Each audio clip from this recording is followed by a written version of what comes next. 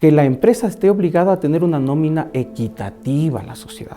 Tanto jóvenes, adultos, como todas las personas tienen que tener un equilibrio en esa nómina. No puedo solo regirme a jóvenes, porque todavía, como usted ha mencionado, a los 40, a los 50 años estamos activos, todavía podemos. Y más de 60 también, ¿no? Exactamente. Sí. El Ecuador es el único país de la costa oeste del Pacífico que no tiene un tratado comercial con Estados Unidos. Y la pregunta, ahí va la pregunta fuerte. Los demás países de la región son los inteligentes, son los tontos del continente y nosotros los brillantes de la región. Contesten aquellos que están viendo y escuchando el programa Cara a Cara con Rosalía, ¿quién fue más inteligente? ¿Los que sí firmaron un acuerdo o los talentosos ecuatorianos llenos de premios Nobel de Economía que no firmamos? Porque yo creo que la empresa ecuatoriana ha dado muestras de ser formada por empresarios serios, ¿no? Como en todas partes. Habrá excepciones, en todos los sectores. Con o sin hay código, excepciones, claro. Con, sin código, pasando por encima, todo eso.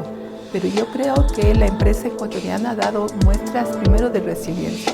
AS Producciones presenta Cara a Cara con Rosalía. Saludos queridos amigos, bienvenidos a este programa en el que vamos a hablar sobre el Día del Trabajo. Se dice que el trabajo es lo que mueve al mundo y que indudablemente nos hemos referido al trabajo de diversas formas, desde la tradición bíblica que habla de que el trabajo es un castigo divino cuando sacó a Adán y Eva del paraíso, hasta quienes consideramos que el trabajo es una bendición. Pero también recordar que el Día del Trabajo tiene sus orígenes en el movimiento obrero del siglo XIX, especialmente en una huelga iniciada en Chicago en el año de 1886, donde miles de trabajadores exigían jornadas laborales de 8 horas. Las mujeres se sumaron también y en varios momentos, precisamente cuando aquellas mujeres obreras decidieron pedir un trato igualitario, porque las mujeres eran tratadas de forma diferente a los hombres en jornadas laborales mucho más extensas y sin reconocimiento de paga igual, que todavía se sigue peleando por aquello de a trabajo igual, una remuneración igual. En fin, los trabajadores son la columna vertebral del desarrollo y reconocer su trabajo es valorar la humanidad, la entrega, la especialidad, la esperanza que hay detrás de cada trabajo, de cada oficio. El día de hoy vamos a hablar sobre estos detalles y empezamos con José Álvarez. Él es director del área laboral de la firma jurídica Lex Intel Law Firm. Bienvenido, doctor Álvarez, a este programa. Muchas gracias por la invitación y recordar que, claro, 1 de mayo es el día principal, el día del trabajo, el día de recordar la lucha laboral que ha tenido todo este mundo del trabajador y el empleador.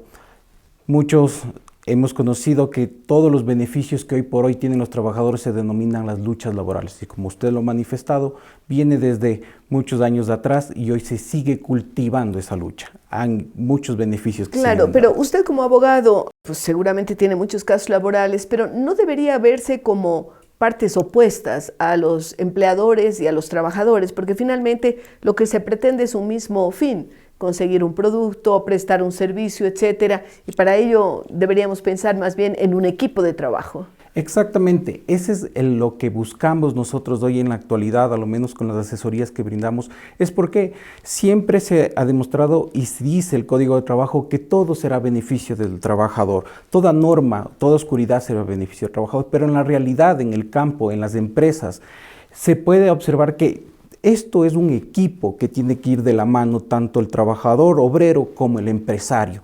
¿Por qué? Porque los dos van a lograr una producción accesible y beneficio a la empresa, al Estado, a su hogar, a su familia. Entonces, las normas que se han venido dando está buscando esta estabilidad que tiene tanto el empleador como el trabajador, siempre y cuando cumplan con sus obligaciones que tienen por ley.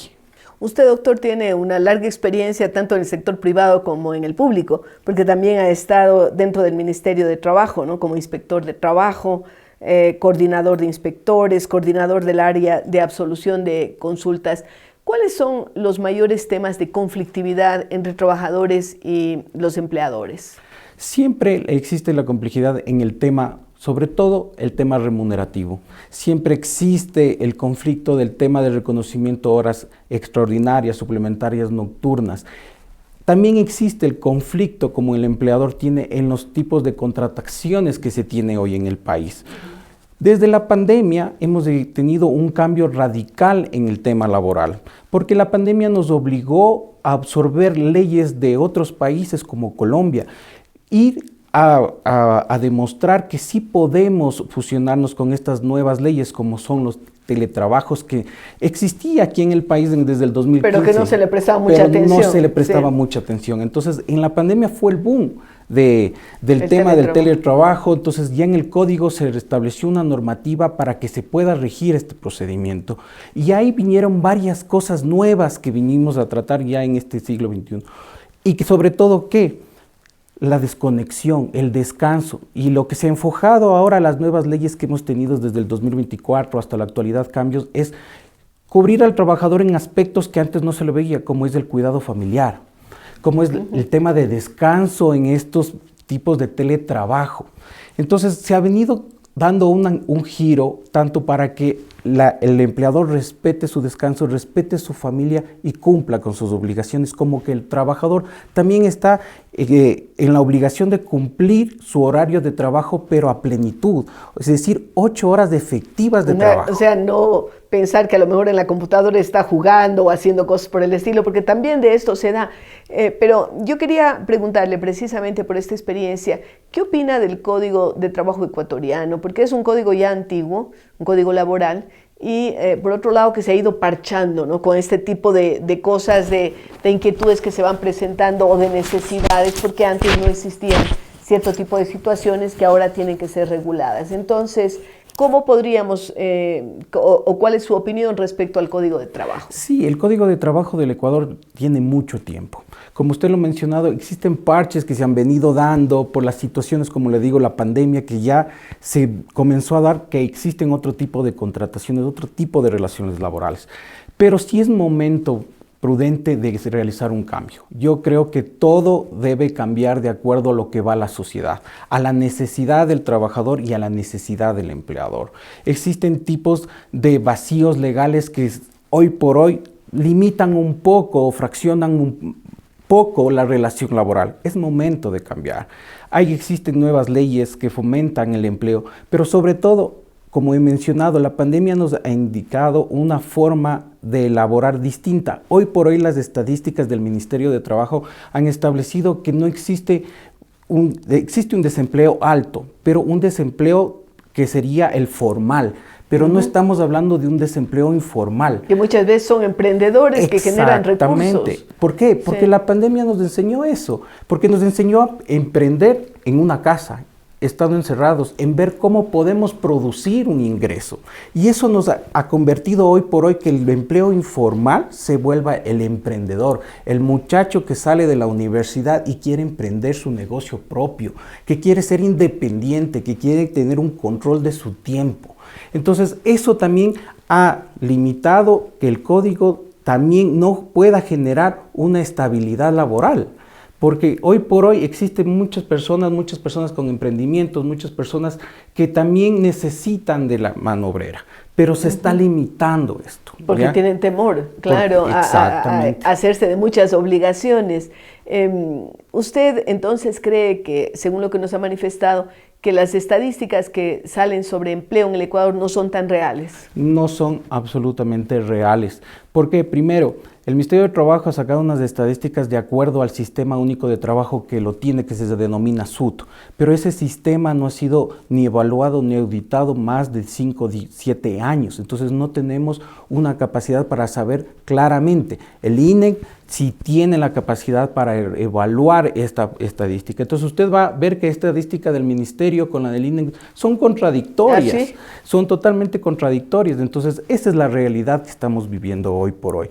Hay muchachos independientes, muchachos empresarios que comienzan muy jóvenes, pero que buscan su independencia y ya no están limitando. Y no aparecen como una fuerza laboral, porque no aparecen como empleados, no están afiliados probablemente, a lo mejor tienen su seguro privado, pero no les interesa el IES. Exactamente, porque sabemos cómo está en la actualidad el IES, lo que no puede ofrecer. Entonces, ellos se ven en el tema de tampoco buscar una afiliación, porque no ven el beneficio. Ellos están buscando ya independizarse totalmente. Claro, ¿cómo tendríamos una estadística más completa de todos estos temas para que no salga, pues a lo mejor el Ecuador con unos niveles de desempleo brutales que no es tan cierto? Deberíamos que los entes de control tendríamos que tener claro y cruzar información. En el 2015 fue la primera reforma que se hizo al Código de Trabajo en la que se estableció el cruce de información entre el IES y el Ministerio de Trabajo. Se cruza la información, pero no existe un cruce adecuado de información, por ejemplo, con el SRI, la super de compañías, y etcétera, etcétera, más instituciones que tienen un nivel de control sobre las nuevas empresas que están abriendo, los nuevos accionistas que se tiene, los nuevos representantes legales que se tiene. Entonces, no se tiene un cruce de información adecuado. Yo creo que deberían haberse un cruce de información adecuado entre todas estas instituciones que controlan este tema laboral para poder tener una estadística más clara. Esto desde el punto de vista de la estadística, pero hay otro tema que nos inquieta: ¿cómo generar más empleo? La generación de empleo. En el 2024 ha existido cambios y reformas en el Código de Trabajo que sí han logrado una promoción al nuevo empleo. Tanto así es que, por ejemplo, existe la nueva ley de erradicación de la violencia, del acoso, que es algo muy importante que se tomó. También existe la nueva ley que es el tema del trabajo juvenil, que es muy importante. El trabajo juvenil, hoy por hoy, el gobierno ha promocionado la nueva contratación. ¿En qué aspectos?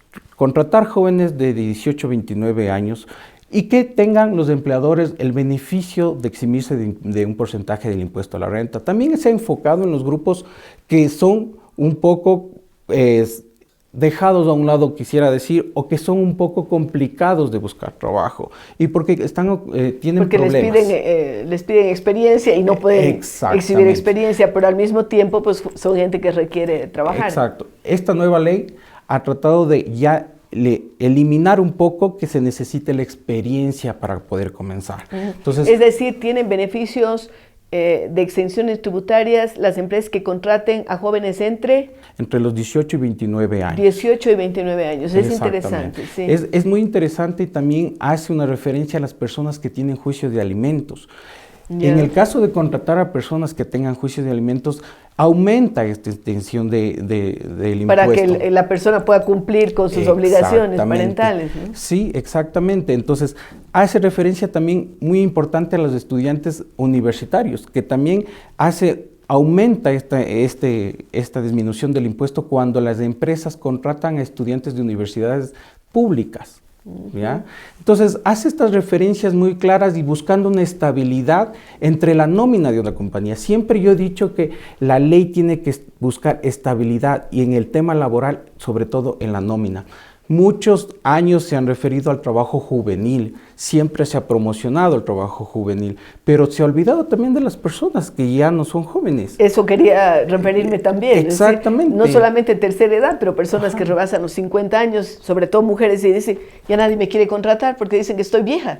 Correcto, y eso es lo que yo siempre he mencionado y he ayudado a varias instituciones y sobre todo a varios representantes laborales, que yo siempre he promocionado que el código debe establecer o el ministerio debe establecer que la empresa esté obligada a tener una nómina equitativa a la sociedad. Tanto jóvenes, adultos, como todas las personas tienen que tener un equilibrio en esa nómina. No puedo solo regirme a jóvenes. Porque todavía, como usted ha mencionado, a los 40, a los 50 años estamos activos, todavía podemos. Y más de 60 también, ¿no? Exactamente. Sí. Entonces, eso sí se debe tomar en consideración. Debe ser un cambio que debe tomarse muy en consideración. Si tuviera en sus manos la posibilidad de hacerlo, ¿usted estaría porque se haga un nuevo código laboral? Por supuesto que sí.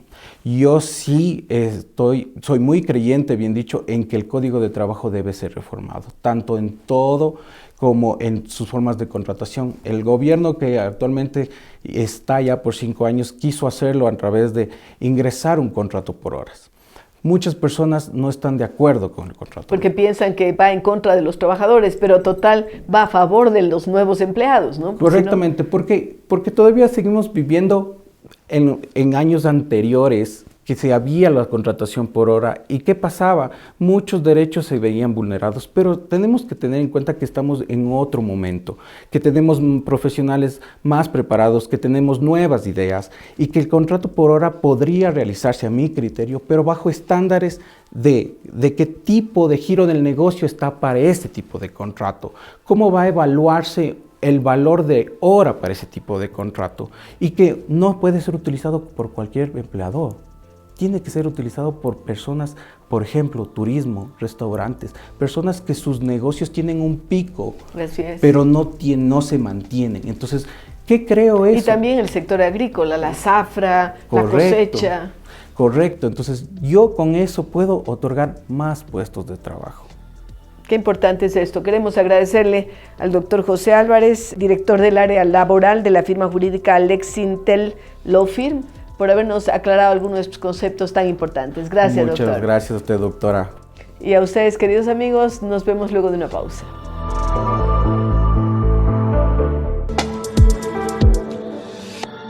Gracias, amigos, por continuar con nosotros. Ahora que estamos hablando, a pretexto del Día del Trabajo, sobre temas de trabajo, empleo, cómo estimularlo, cómo hacer que en nuestro país se sienta que hay equipos de trabajo y no partes opuestas. Y para ello queremos dar la más cordial bienvenida a Patricio Donoso. Él es exministro de Trabajo, político, arquitecto, catedrático, también fue vicepresidente de la Asamblea Nacional, fundador del movimiento Creo, y ha ocupado cargos en distintas cámaras empresariales, en la Cámara de Agricultura de la Primera Zona, en la Fundación Instituto de Estrategias Agropecuarias, etc. Así es que bienvenido, Patricio, a este programa.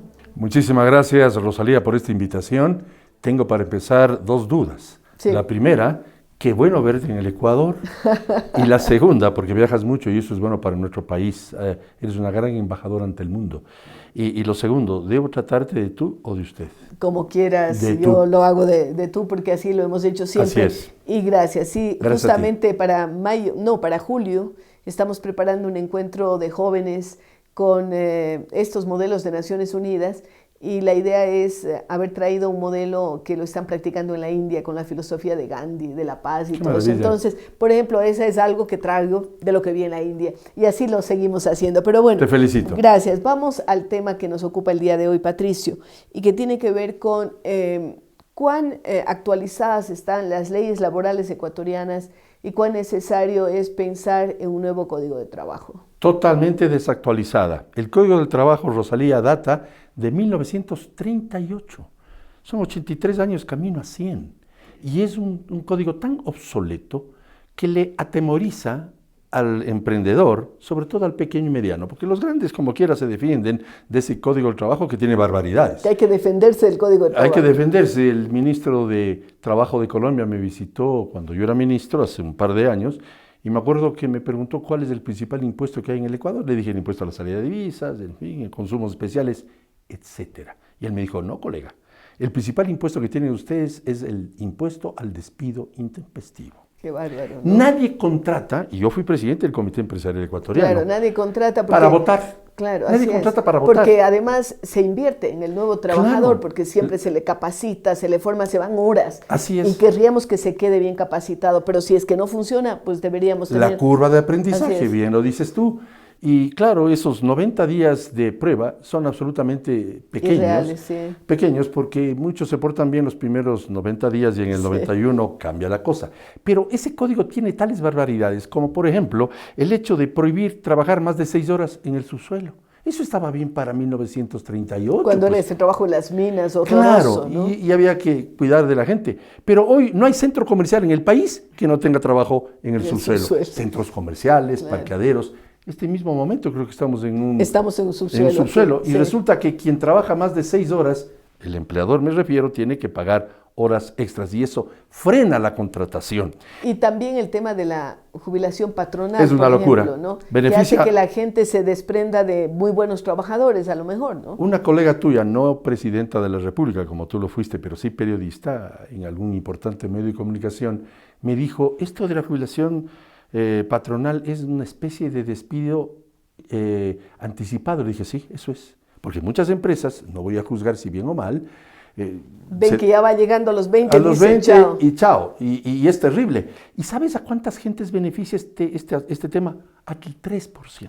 3% nada más que Cuando, se acogen a claro, de las grandes empresas, sobre todo que tienen el músculo para pagar para a alguien que no está soportar ese trabajando. costo. Claro, Y claro. resulta que tenemos, esta jubilación patronal se lo hizo antes de la existencia del Instituto Ecuatoriano de Seguridad Social. Claro, entonces ya existe era la jubilación, y esta jubilación patronal defendida con dientes, adentellada limpia por algunos sindicalistas, no todos, yo conversé con todos, por eso es que hubo paz laboral en los 2 años y medio que ejercí el Ministerio de Trabajo, pero algunos sindicalistas que están 3 décadas, no lustros, décadas, 20, 30 años, de dirigentes sindicales que nunca han rendido cuentas del dinero que manejan, que es de los sindicalistas, por supuesto, defienden ese metro cuadrado de poder, y entre ellos defienden, por ejemplo, la jubilación patronal, defienden el recargo torpe, y lo digo con firmeza, torpe del 35% cuando se contrata a una funcionaria que está reemplazando perentoriamente a alguien que va a dar a luz.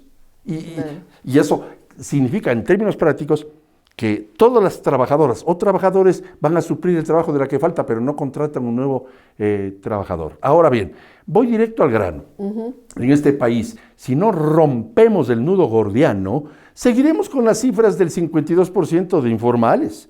Seguiremos con la barbaridad de que 7 de cada 10 ecuatorianos no tienen empleo. Que no es tan cierto, ¿no? No es tan cierto, pero las cifras, oye, ¿cómo manejan cifras? Esto es un columpio, un verdadero tobogán, a ratos sube, a otros baja. 5 ejemplos rápidos de la vida histórica que a ti y a mí nos ha tocado vivir. El fenómeno del niño, cayó el empleo, 2%. Luego vino la construcción del OCP en el gobierno de Gustavo Noboa, subió un poquito el empleo. Luego vino el terremoto, que estamos hoy recordando 9 años del terremoto de Manabí y Esmeraldas, cae el empleo. Viene el COVID, vuelve a caer el empleo. Viene el exitosísimo proceso de vacunación del presidente Lasso, sube el empleo, pero al final del día son márgenes pequeños. Muy pequeños. ¿Cómo rompemos ese nudo gordiano? En mi opinión, y lo digo de frente, con 3 reglas de oro que, si me permites, las digo rápidamente. Así es. Primera, para romper ese nudo gordiano, como hizo Alejandro Magno, que en vez de desatar el nudo, decir cositas lo cortó chiquitas, con la espada. Lo cortó con la espada y entró por la puerta del este, y mira lo que logró Alejandro Magno en historia. 1, seguridad jurídica. ¿Qué te parece a ti? ¿O qué te parecería a ti y a los cuencanos? Tú eres cuencana, que en el partido de fútbol Cuenca Liga, el árbitro sea de la liga. No te va a gustar. Y yo, que soy hincha de liga, tampoco me va a gustar si el árbitro es de Cuenca. Eso tenemos en el Ecuador, esa perversidad.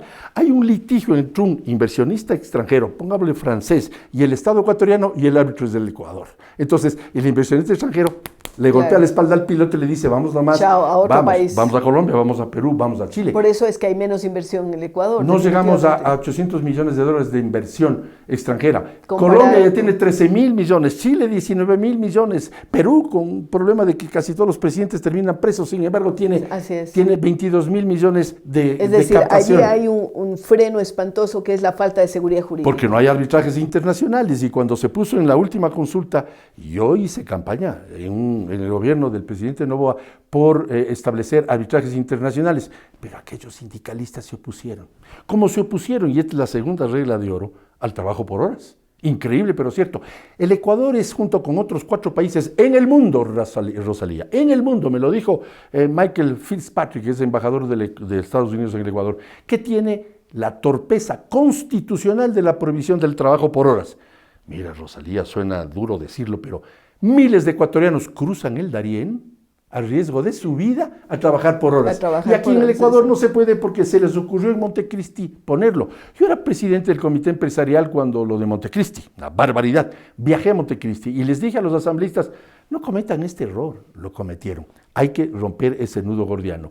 Y el trabajo por horas significará que desaparezcan los ninis. O sea, los jóvenes, así se los denomina. Que ni estudian ni trabajan. Bien dices tú, exministra de Educación, sabes perfectamente lo difícil que es dar puestos de estudio a los jóvenes. Ni estudian ni trabajan. Pero los jóvenes podrían perfectamente trabajar por horas, ¿no? Así es, y una madre de familia que despacha ya a sus niños a la escuela podría trabajar el resto de la mañana teniendo ingresos. Mira, es tan absurdo este tema del trabajo por horas que no es la misma necesidad de un restaurante, por solo poner un ejemplo, el trabajo el lunes que el viernes, porque el viernes tiene más clientes, eso le entra a cualquier persona medianamente racional. Y la tercera regla de oro es, sin duda alguna, el reformar el Código Laboral. Yo, como ministro de Trabajo, remitió el gobierno del presidente Lasso, el 21 de septiembre del 2021, anoten la fecha, a la Asamblea, una nueva normativa laboral moderna, poniéndose a tono con el siglo XXI. Ya estamos viviendo un cuarto de siglo del siglo XXI, como lo hicieron otros países, que tienen tratados de libre comercio, que tienen apertura, que tienen, como bien lo dices tú. Y que la gente progresa y su gente quiere quedarse en el país y no salir. Así es. ¿Y sabes lo que pasó?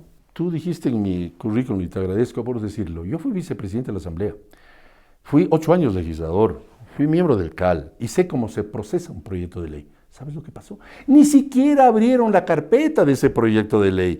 Nunca se trató. Nunca se trató e impidieron, y voy a decir viendo a la Cámara directamente, impidieron lo que se hace en todo el mundo por muchos siglos, no años. Se llama debate legislativo. Si alguien no estaba de acuerdo con el proyecto, incorpore sus opiniones en el proyecto.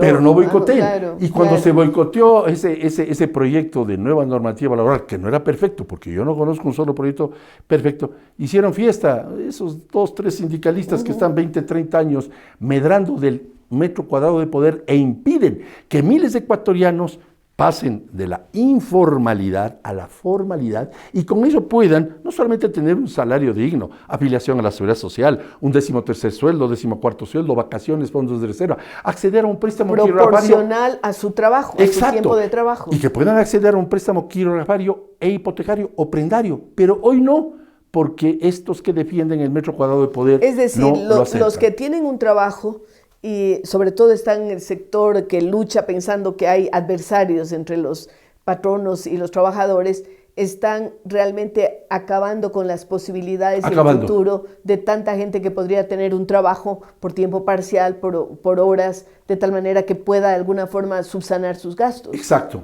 Ni tú ni yo somos entrenadores de fútbol, porque si lo fuésemos, no cometeríamos la torpeza de que si vamos perdiendo 25 años seguidos el partido con la estrategia que hemos establecido, hemos de cambiar la estrategia. Pues.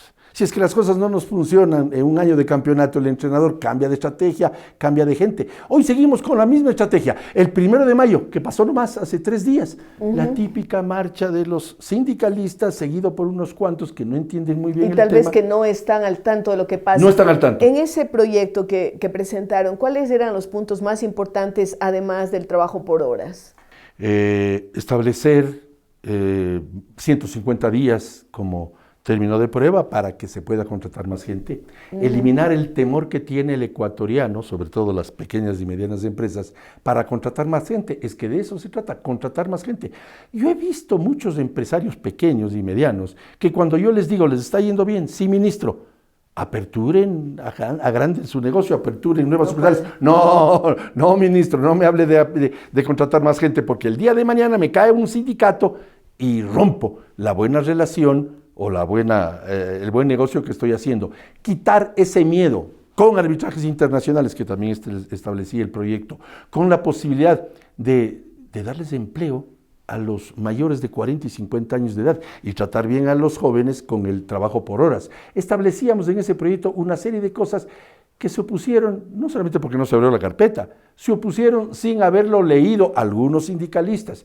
Y hay algunos buenos. Edgar Zarango, por ejemplo, es un muy buen dirigente sindical que aun cuando no estaba de acuerdo conmigo en muchos de los temas, pero era propositivo y me hizo reflexionar sobre 2, 3 puntos que estábamos dispuestos a conversar en la Asamblea el momento en que seamos llamados. Nunca nos llamaron, ¿Cuándo va a hacerse una seria discusión sobre el tema laboral en el Ecuador? Que coincido, es uno de los obstáculos para la inversión, para que las empresas pequeñas se agranden, para que las grandes sigan creciendo. Ya mismo. ¿Cuándo? Porque lo que estamos hablando es de que hay un nuevo gobierno que ha sido decidido así por la ciudadanía. ¿Habrá un espacio para ese diálogo y para que a lo mejor en los primeros meses se pueda hablar ya de un cambio real en el Código Laboral ecuatoriano? Y yo te respondo lacónicamente a tu pregunta con un sí. ¿Por qué? Porque acabo de escuchar que el presidente Noboa va a llamar a una constituyente. Y esa constituyente es para cambiar algunos aspectos de la Constitución. Primero, borrar de tajo y por siempre la torpe prohibición del trabajo por horas y hacer reformas a las leyes económicas. Bueno, y acabar con el Consejo de Participación Ciudadana y otras cosas que no le han traído ningún beneficio al país. Tanto perjuicio como que casi no hay presidente del Consejo de Participación Ciudadana que no termine tras las rejas. Así es, qué grave es hasta los que alguna vez dieron misa, ¿no? Estoy hablando del cura Tuárez, así de frente, y todos aquellos que se apropiaron del Consejo de Participación. Eso hay que eliminar y para eso está una constituyente.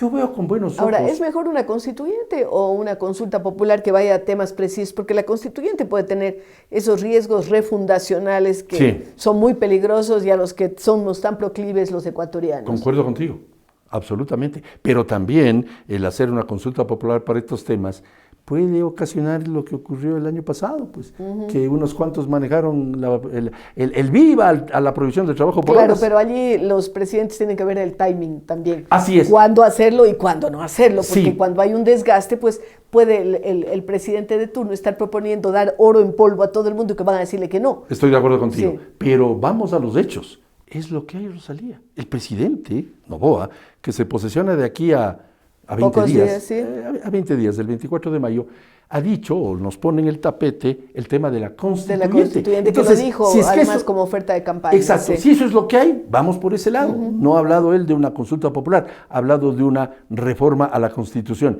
Allí en la Constitución habrá que establecerse parámetros absolutamente directos para promover la inversión extranjera.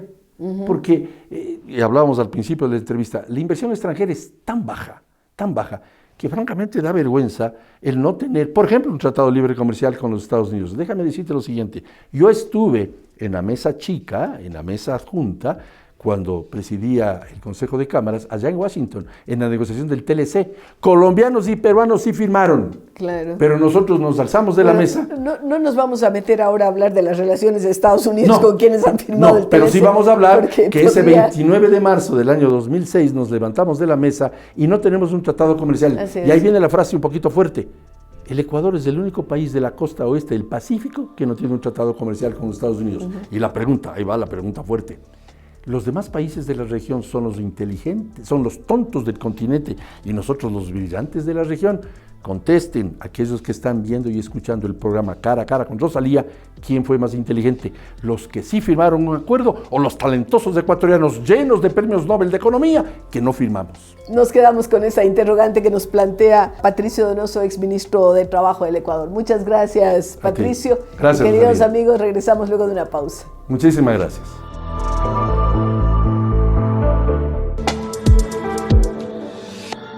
Gracias amigos por continuar con nosotros en este programa en el que estamos rindiendo homenaje a los trabajadores, pero también hablando sobre la problemática que existe debido al código laboral totalmente desfasado que tenemos y a situaciones que a veces se dan.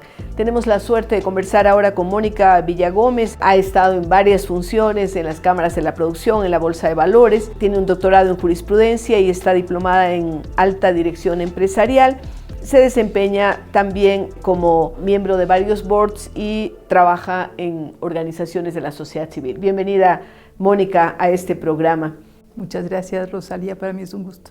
Gracias por estar aquí. Mónica, estábamos hablando con nuestros invitados sobre la importancia de la relación laboral, ¿no?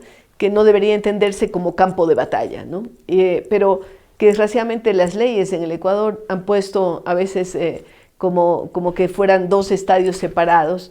¿Cuál es tu concepción al respecto? Totalmente de acuerdo que las leyes han puesto como si fueran dos estadios separados, cayendo en el terrible error de no lograr la eficiencia ni la productividad y además el valor que se debe dar al trabajador y el valor que se debe dar a la empresa.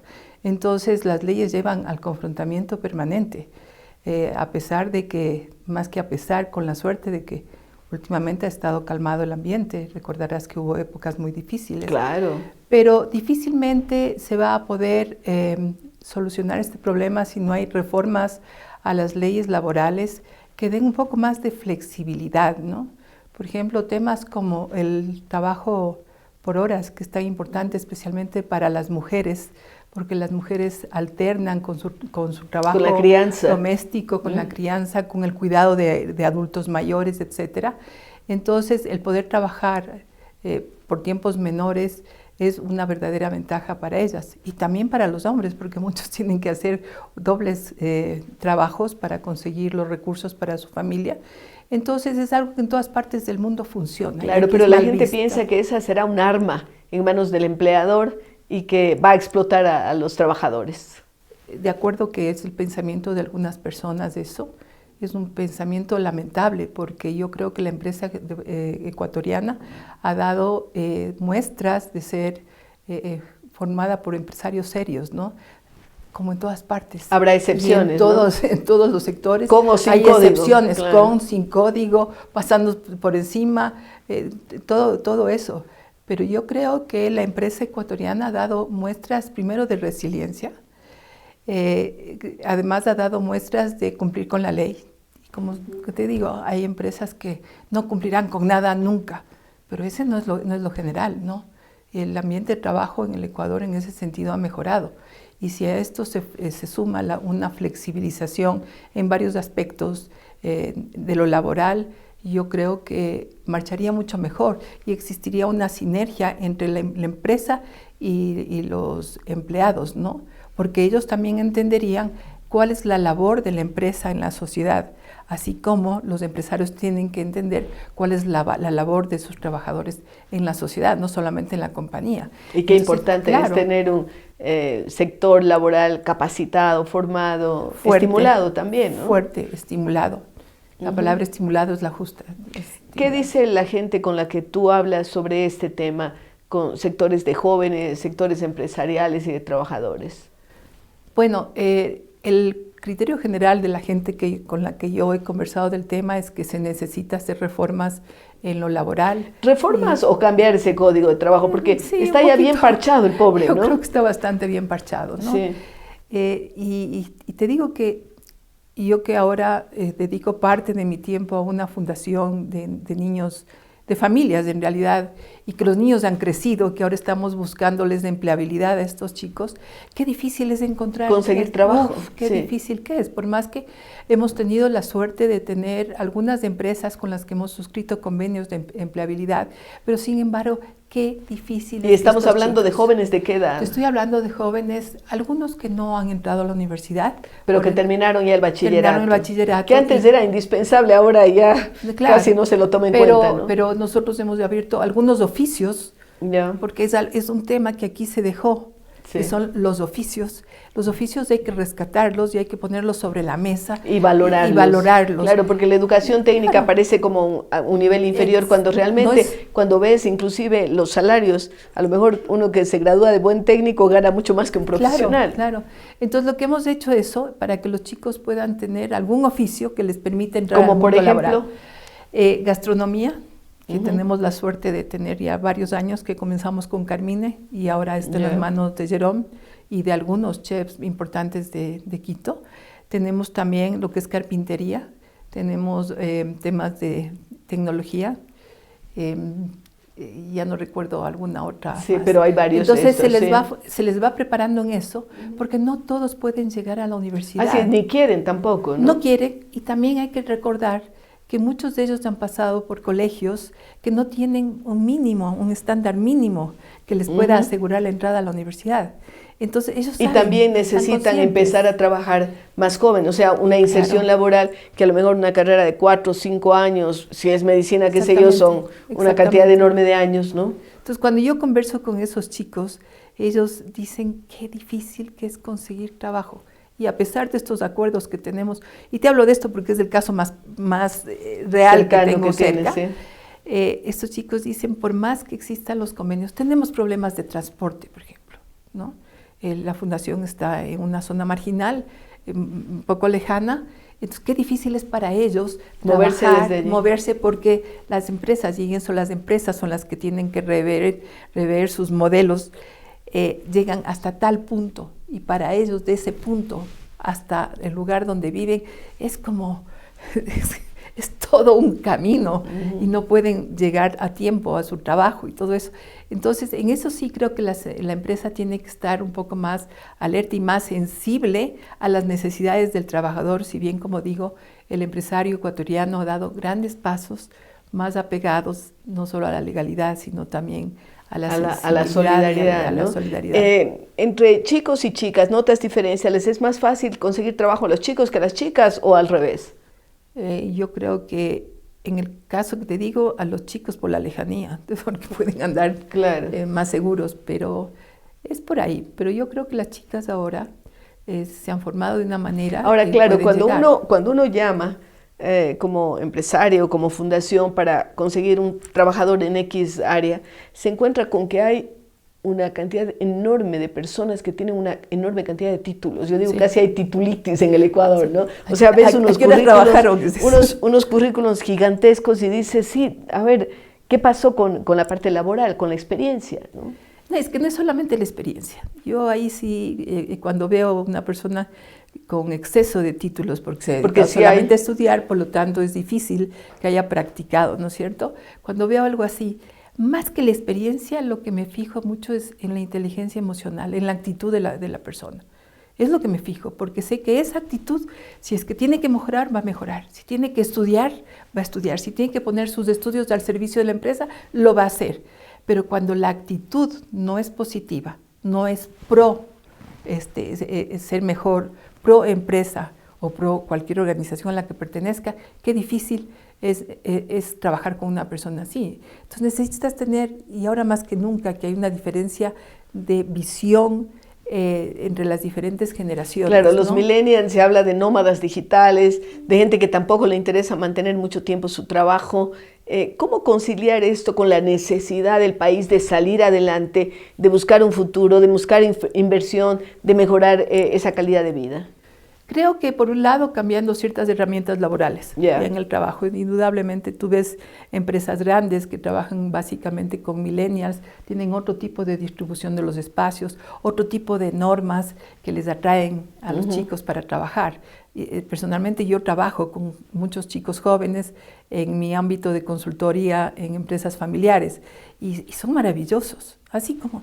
Igual, repito, en todas partes hay de todo. Hay de todo, así pero es. Son maravillosos porque tienen una pasión por las cosas que hacen, a lo contrario de lo que muchos dicen que son dejados, que se dejan llevar. No, tienen pasión, tienen curiosidad, tienen mucha más posibilidad de alcanzar el conocimiento. Claro, porque ahora con todo lo que es el internet y todo esto, internet, y no son, como te digo, y si es que se les sabe encontrar cuál es realmente su propósito, y ellos ese tema del propósito es muy importante, sí. O la causa de la empresa, se enamoran y se quedan.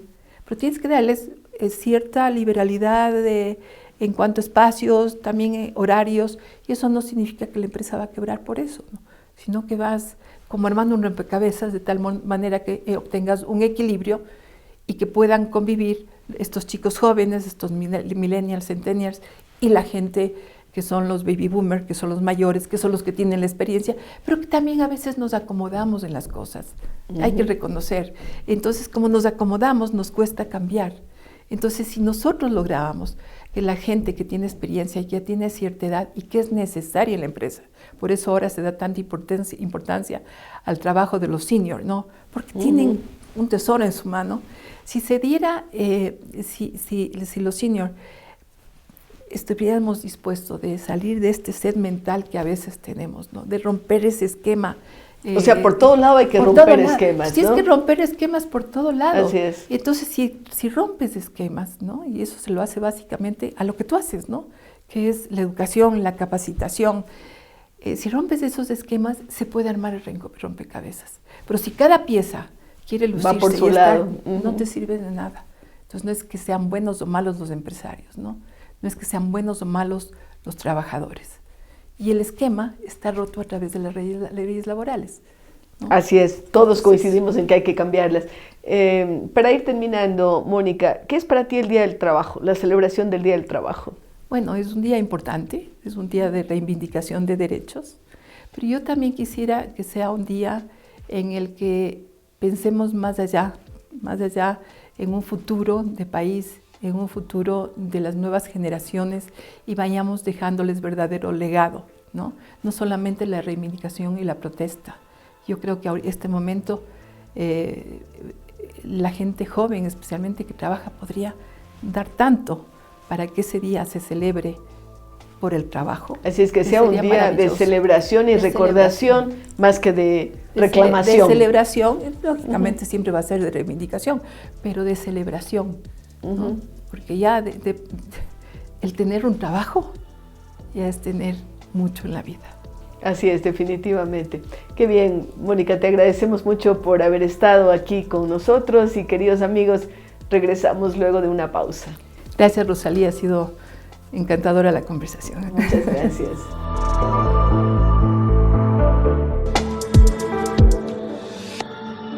Qué interesante es hablar sobre el mundo laboral y eso es lo que hemos hecho el día de hoy. Y en nuestro segmento cultural siempre tenemos algo atractivo.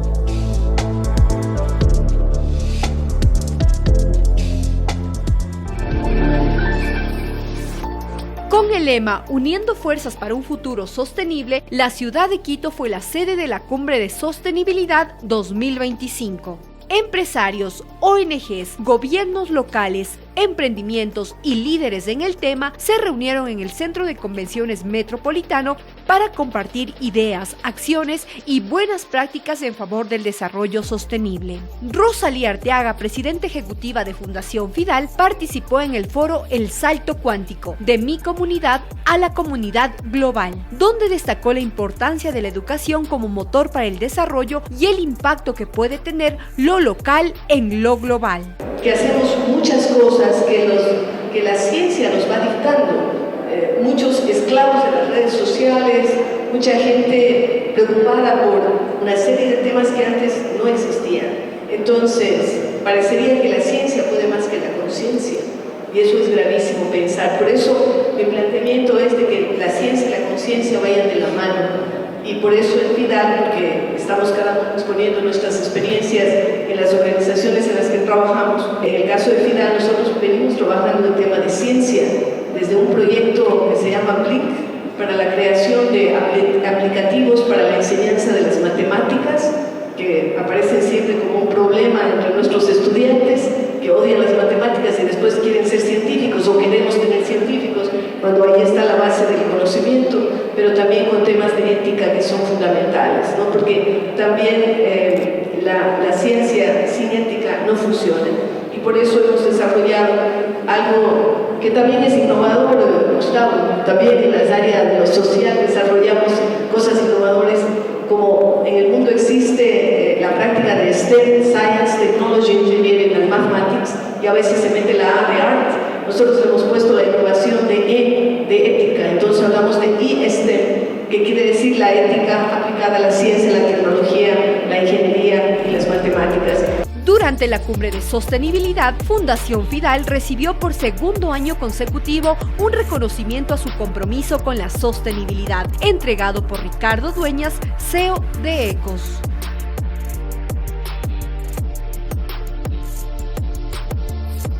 La Cumbre de Sostenibilidad 2025 reafirmó que solo trabajando juntos, desde lo local y con visión global, podemos construir un futuro más justo, verde y equitativo para todos. ¡Solo súmate!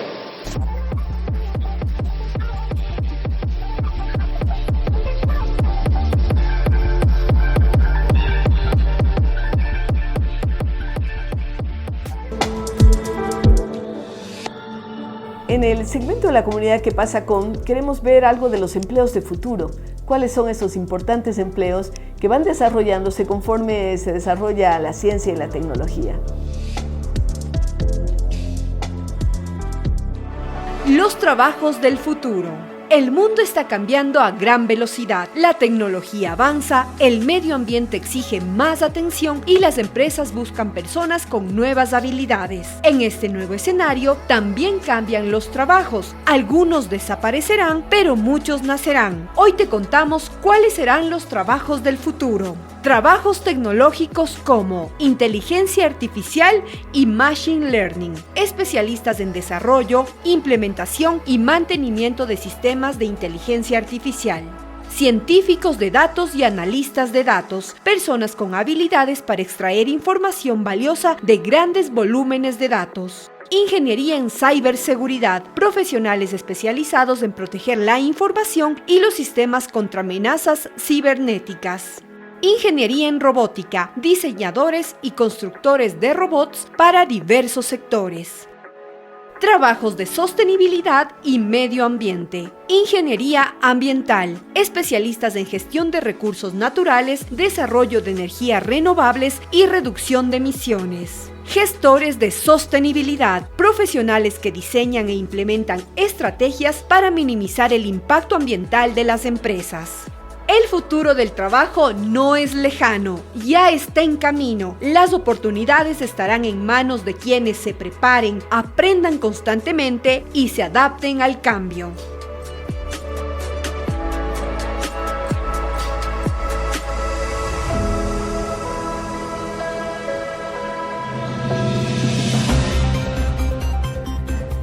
El día de hoy tengo un editorial que lo he titulado La lengua, el libro y la lectura. El 23 de abril se celebra una fecha importante para el español, el aniversario de la muerte de Miguel de Cervantes, que coincide con la de otro extraordinario escritor, el dramaturgo William Shakespeare. Por ello también es una festividad para la lengua inglesa.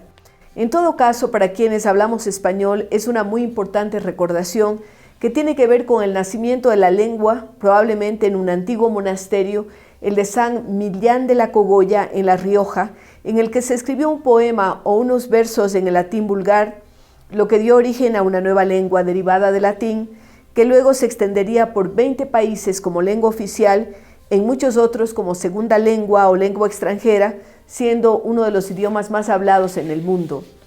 El lenguaje sirve para comunicarnos, por eso es necesario hablarlo con propiedad, forma parte de nuestra identidad. Por ello se dice que cuando muere una lengua, muere una cultura. Pero también en el mes de abril hay otras festividades relacionadas con la lengua y tienen que ver con la fiesta del libro asociada a San Jordi, que se conmemora con el regalo de rosas y de libros para estimular la lectura en los diferentes sectores. Esta celebración se va popularizando luego de haber comenzado en Cataluña y concretamente en Barcelona a partir del siglo XV. Ahora se ha extendido a otras latitudes que ven con buenos ojos una fiesta de la lectura y de las rosas.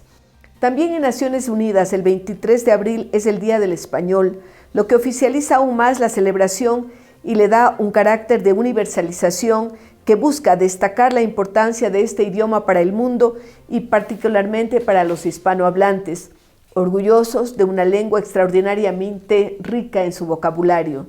La lectura es parte de la celebración, por ello es importante incentivarla entre los más jóvenes para crear hábitos que luego perdurarán, generando curiosidad por los libros, a los que se debe recurrir no solo en búsqueda de conocimientos, sino también de diversión, de ocupación del tiempo libre, de entretenimiento y también para dejar volar la imaginación. Gracias por escucharme.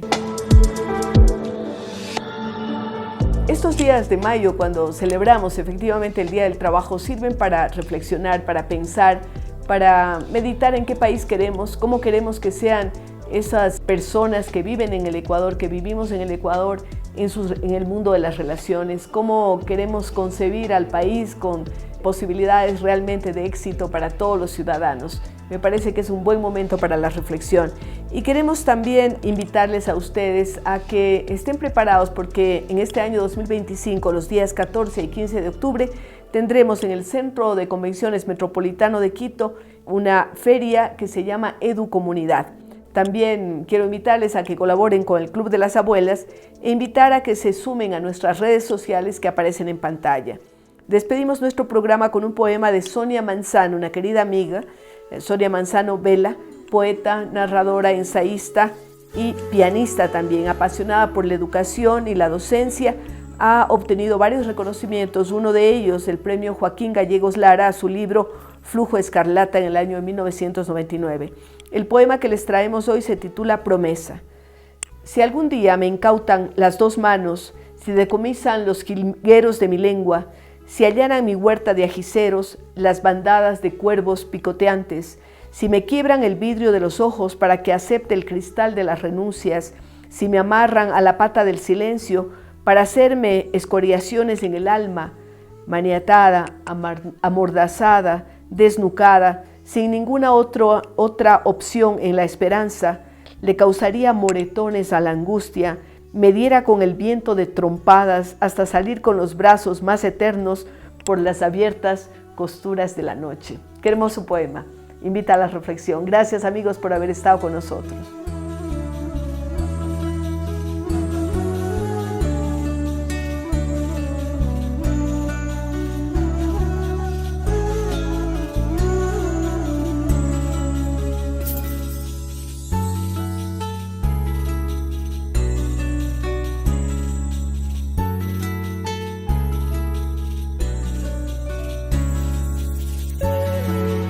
AS Producciones presentó Cara a Cara con Rosalía.